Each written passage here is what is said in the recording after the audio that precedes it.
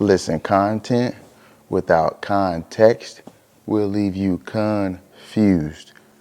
I'll say it again. Content without context will leave you confused. So there's a lot of people online giving a lot of advice, giving a lot of content. We're in the information age. The issue is it's hard to weed through the innumerable amount of people who are giving advice or giving guidance, and they haven't actually applied the guidance that they're giving.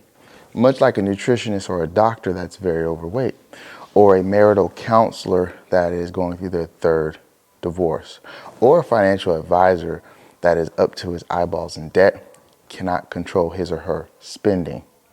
Just because a person gives great advice and great counsel, it does not mean that they have established the foundation and the framework and the roots that makes their message a legitimate message by way of application. That's what I mean by the person trying to give the advice. Eventually, the content that they share, if it's not from the context of who they are and they haven't embodied their message and their lives have not necessarily produced and expressed what they advise or what they give out, eventually there's going to be a gap.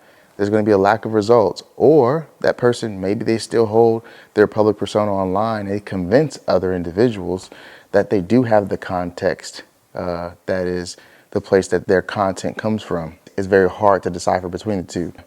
So we got to be careful out there with as much content and as much information is shared.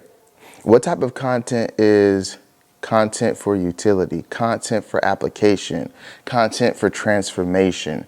That's the type of content you want to ingest. All content is not great content, just like all opportunities are not great opportunities, and all attention is not good attention. All money is not good money. What determines a thing being good or not is not the opportunity. It's not the thing in and of itself. It's actually you. It's the person. It's the standard that the opportunity is going to stand on. It's the hands that the money finds its way into.